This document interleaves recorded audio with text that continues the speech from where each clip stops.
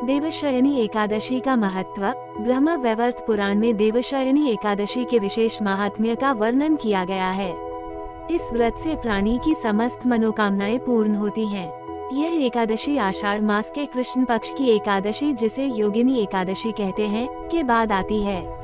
आषाढ़ मास के शुक्ल पक्ष की एकादशी को ही देवशयनी एकादशी कहा जाता है।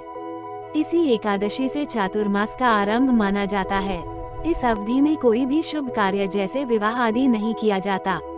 मान्यता है कि इस दिन से भगवान श्री हरि विष्णु क्षीरसागर में शयन करते हैं और फिर 4 माह बाद उन्हें उठाया जाता है।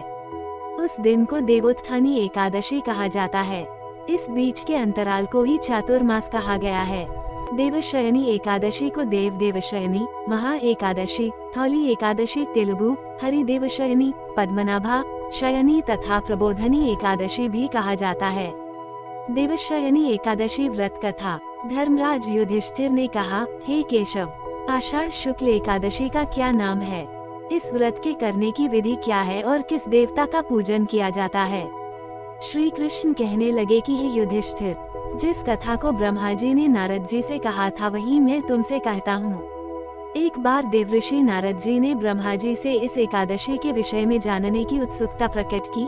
तब ब्रह्मा जी ने उन्हें बताया, सतयुग में मांधाता नामक एक चक्रवर्ती सम्राट राज्य करते थे। उनके राज्य में प्रजा बहुत सुखी थी, किंतु भविष्य में क्या हो जाए यह कोई नहीं जानता।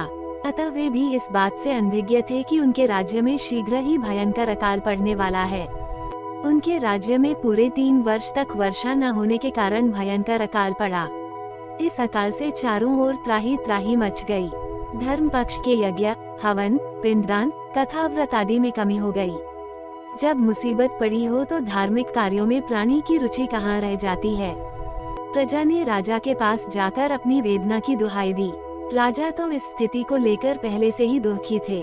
वे सोचने लगे कि आखिर मैंने ऐसा कौन सा पाप कर्म किया है जिसका दंड मुझे इस रूप में मिल रहा है। फिर इस कष्ट से मुक्ति पाने का कोई साधन करने के उद्देश्य से राजा सेना को लेकर जंगल की ओर चल दिए। वहां विचरण करते करते एक दिन वे ब्रह्मा जी के पुत्र अंगिरा ऋषि के आश्रम में पहुंचे और उन्हें साष्टांग प्रणाम किया। ऋषिवा ने आशीर्वचनोपरांत कुशल क्षेम पूछा। फिर जंगल में विचरने व अपने आश्रम में आने का प्रयोजन जानना चाहा। तब राजा ने हाथ जोड़कर कहा, महात्मन, सभी प्रकार से धर्म का पालन करता हुआ भी मैं अपने राज्य में दुर्भिक्ष का दृश्य देख रहा हूँ। आखिर किस कारण से ऐसा हो रहा है, कृपया इसका समाधान करें। ये सुनकर महर्षि अंगिरा ने कहा, हे राजन, सब युगों से उत्तम ये सतयुग है। इसमें छोटे से पाप का भी बड़ा भयंकर दंड मिलता है। इसमें धर्म अपने चारों चरणों में व्याप्त रहता है। ब्राह्मण के अतिरिक्त किसी अन्य जाति को तप करने का अधिकार नहीं है, जबकि आपके राज्य में एक शूद्र तपस्या कर रहा है। यही कारण है कि आपके राज्य में वर्षा नहीं हो रही है। जब तक वह काल को प्राप्त नहीं होगा तब तक ये दुर्भिक्ष शांत नहीं होगा। दुर्भिक्ष की शांति उसे मारने से ही संभव है, किंतु राजा का हृदय एक निरपराध शूद्र तपस्वी का शमन करने को तैयार नहीं हुआ। उन्होंने कहा, हे देव, मैं उस निरपराध को मार दूं, ये बात मेरा मन स्वीकार नहीं कर रहा है। कृपा करके आप कोई और उपाय बताएं। महर्षि अंगिरा ने बताया, आषाढ़ माह के शुक्ल पक्ष की एकादशी का व्रत करें। इस व्रत के प्रभाव से अवश्य ही वर्षा होगी। राजा अपने राज्य की राजधानी लौट आए और चारों वर्णों सहित पद्मा एकादशी का विधि पूर्वक व्रत किया। व्रत के प्रभाव से उनके राज्य में मूसलधार वर्षा हुई और पूरा राज्य धन धान्य से परिपूर्ण हो गया।